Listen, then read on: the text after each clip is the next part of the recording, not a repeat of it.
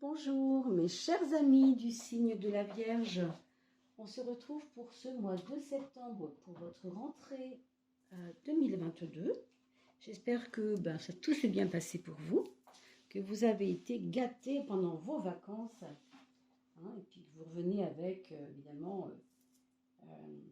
l'énergie nécessaire. On a travaillé avec l'oracle de François Joly, que vous ne connaissez pas encore tout à fait pour certains, que je vous présenterai avec François lui-même. C'est le peintre, artiste peintre, qui a créé cet oracle et qui nous racontera un petit peu ce qu'il a voulu dire. Et puis nous travaillerons aussi, pour finaliser, avec l'oracle des messages de l'âme.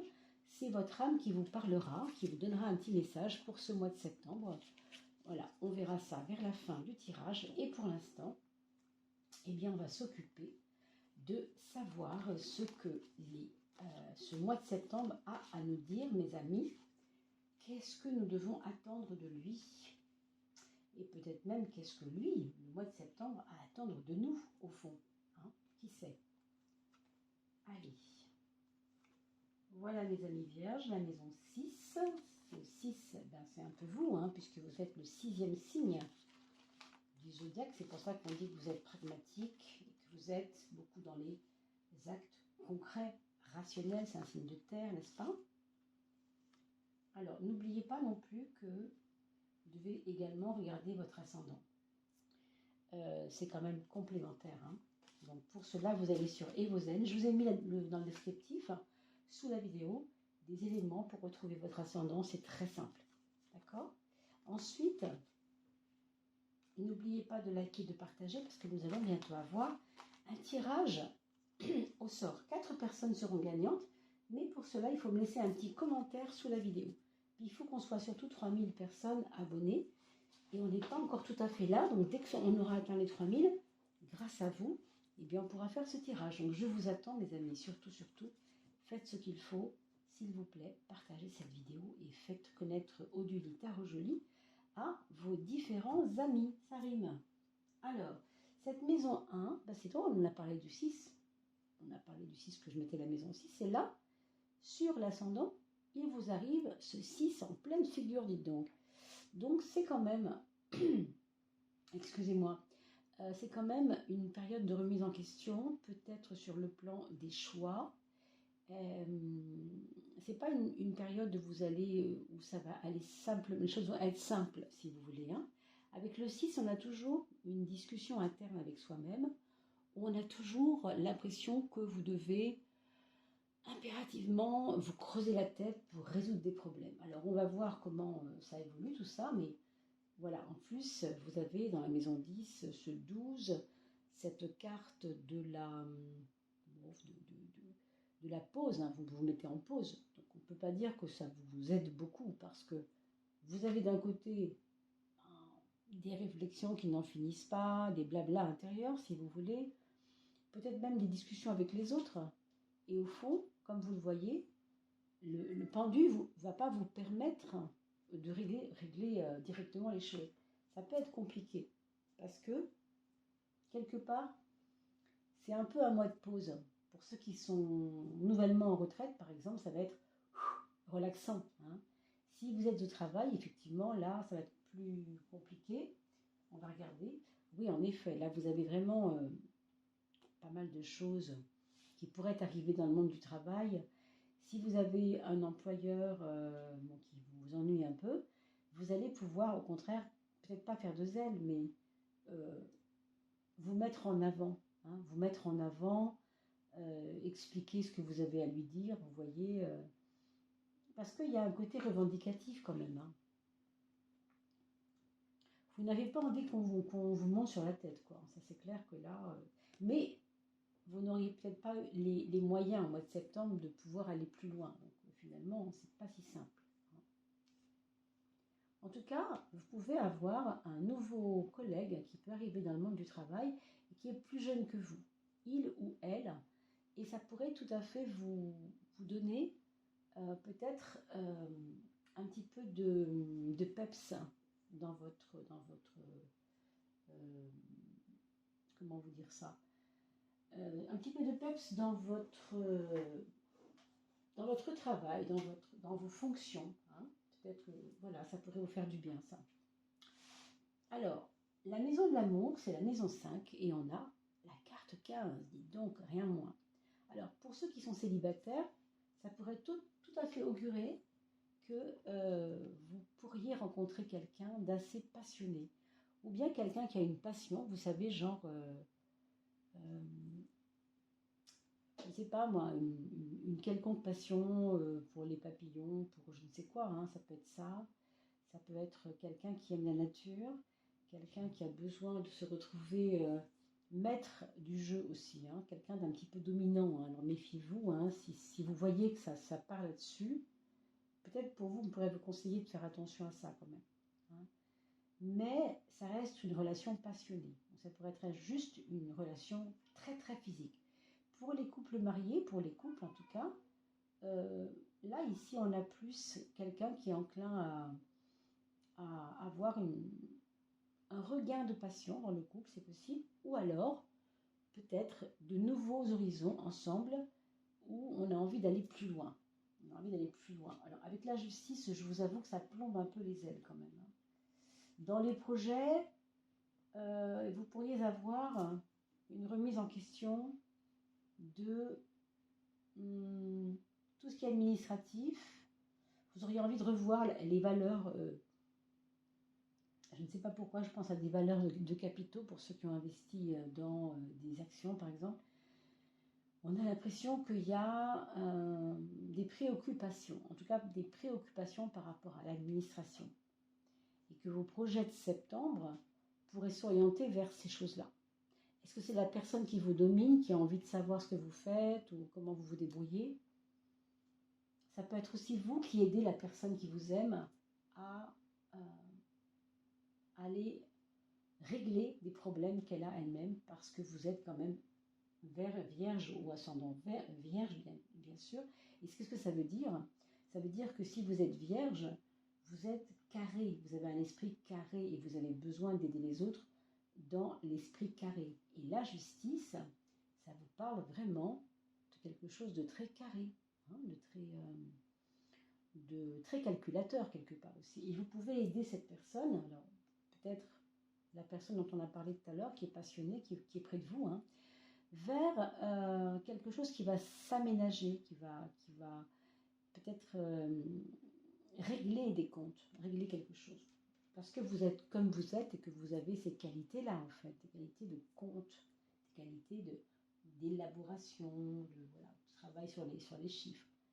Ça, c'est la maison du foyer. Et là, vous avez le chariot. Le chariot va vous donner une directive.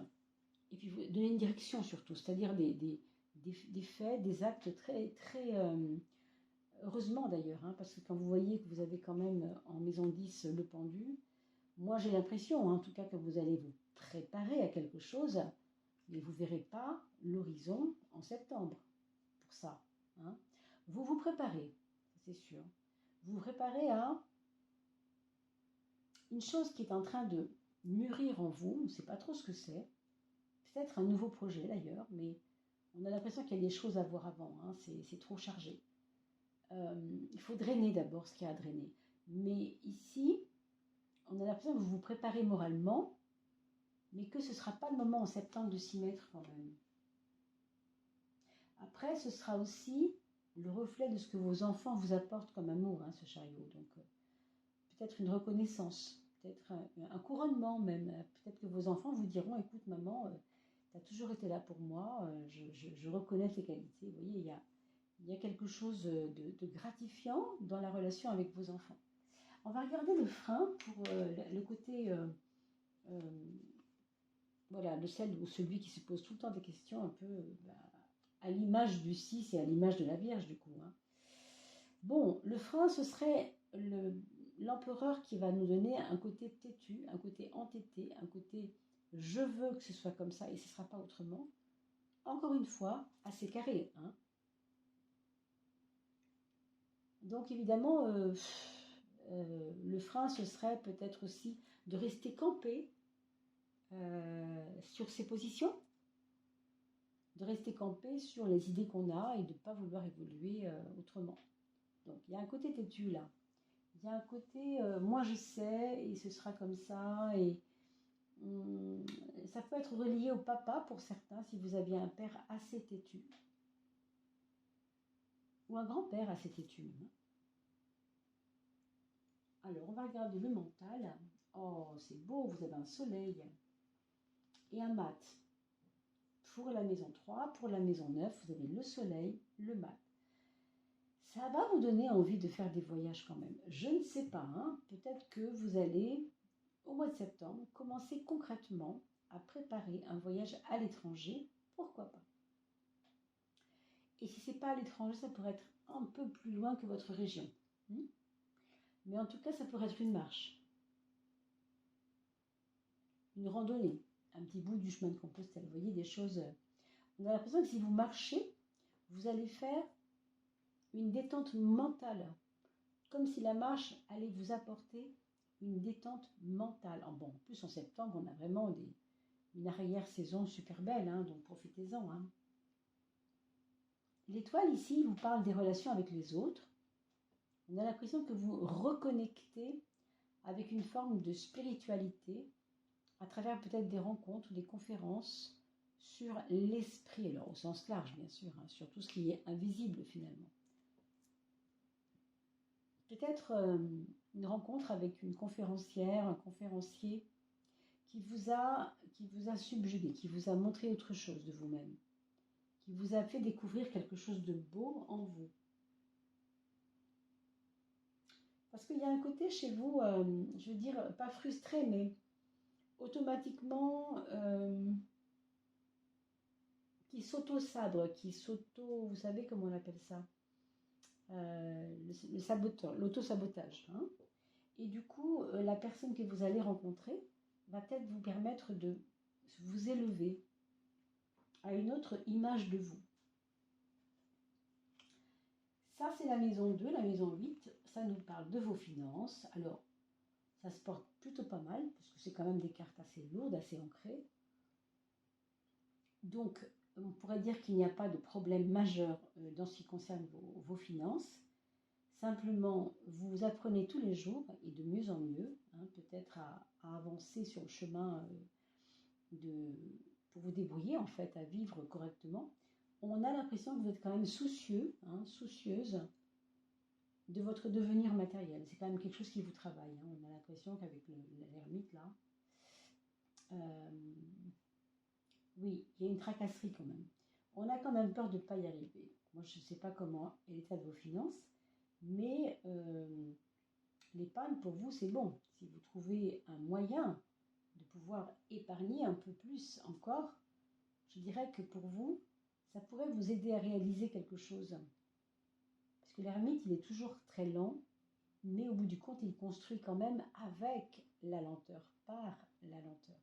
Donc n'ayez pas peur de gagner peu si vous gagnez quelque chose à côté de ce que vous gagnez déjà, parce que ce petit peu, vous pouvez quand même le mettre de côté et ça ne sera pas vain. Ça servira vraiment à quelque chose qui prendra du corps, je ne dis pas maintenant, mais peut-être pour le début de l'année prochaine. Il faut commencer maintenant.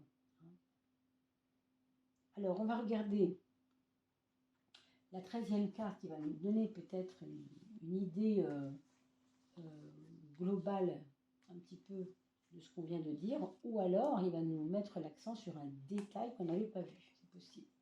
Ça s'appelle le palais. Alors, es-tu libre en ton palais? Es-tu libre en ton palais? C'est ça que ça veut dire. Est-ce que vous êtes en train de bâtir votre palais ou pas? D'accord? Apprécie la beauté de ce que tu as. Alors, c'est un peu comme une exigence en fait que vous avez envers vous-même, mais qui vous empêche de regarder peut-être si vous avez un beau jardin, vous n'êtes pas assez dans votre jardin. Si vous avez une belle forêt devant chez vous, vous ne regardez pas assez cette forêt. Si vous avez simplement, vous êtes au 5e étage d'un immeuble et que vous avez un beau ciel, vous ne regardez pas assez. Il y a quelque chose que vous ne faites pas dans vous laisser aller à quelque chose de beau. Et ça, c'est important de comprendre de le faire. Alors, quel serait le message de l'âme? Qu'est-ce que votre âme aura à vous dire aujourd'hui, mes amis, pour ce mois de septembre? Alors, on a la place, ta place, hein, vraiment votre place.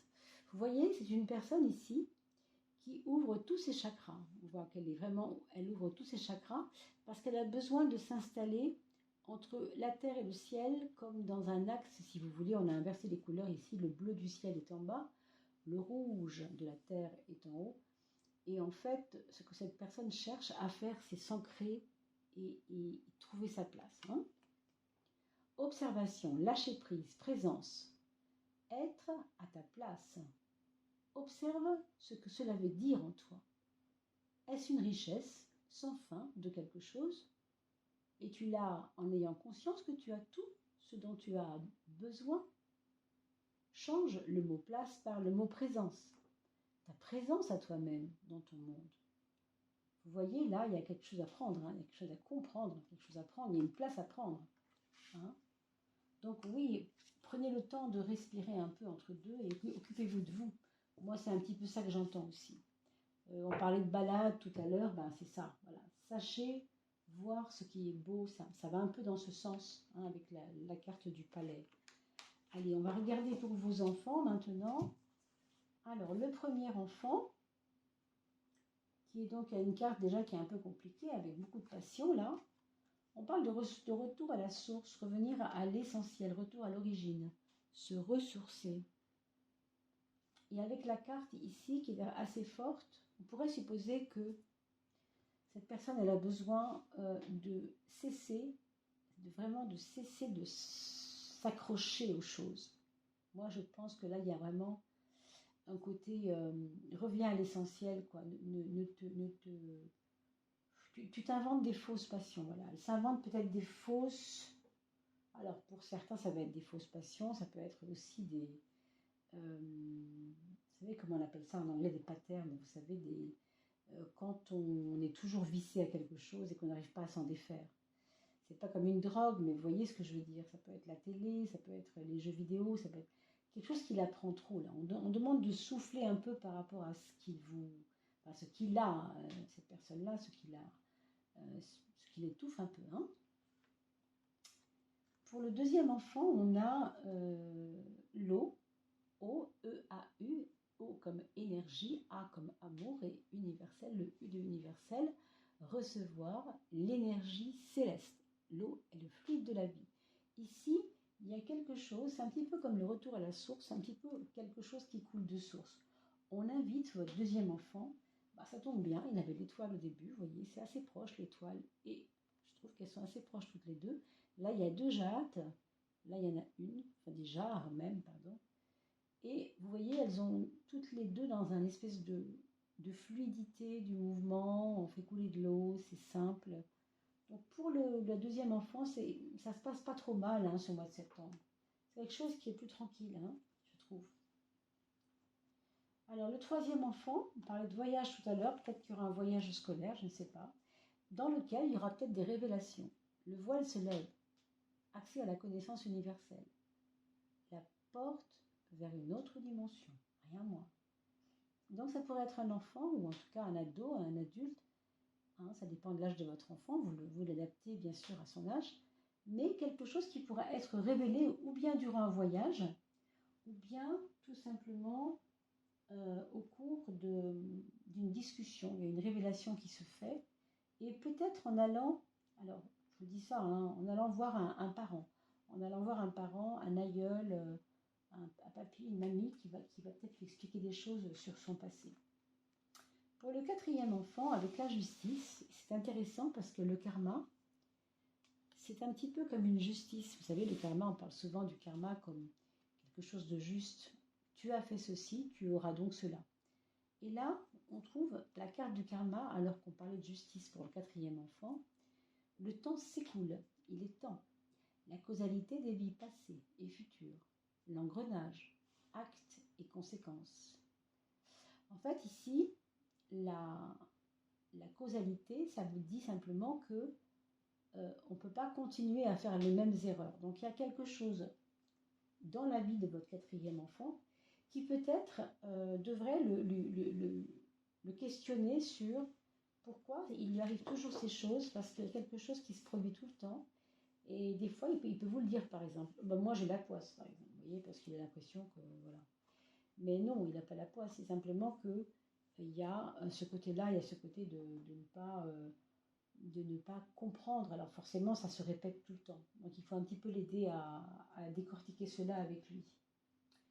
Voilà mes chers amis, donc j'espère que ce petit tirage aura convenu et à vos attentes. N'oubliez pas de partager, de liker, comme ça je mets votre nom dans le chapeau si vous mettez un commentaire en plus. Et je vous tire au sort pour très bientôt, donc dès les 3000 personnes, pour recevoir un tirage tarot. Enfin recevoir avec moi par téléphone bien sûr. Hein. Et je vous ai laissé mon adresse email sous la vidéo pour que vous puissiez me contacter au besoin, même si vous aviez besoin d'un travail un peu plus fouillé, puisque vous le savez, ici, c'est vraiment un travail général. Hein, d'accord. Donc, nous, on reste un peu plus longtemps quand on est vraiment en présentiel au téléphone. Voilà, mes chers amis, ben, je vous dis à très très bientôt. N'oubliez pas de laisser un commentaire pour que je puisse retrouver votre nom. Et puis, surtout, passez une très très belle rentrée.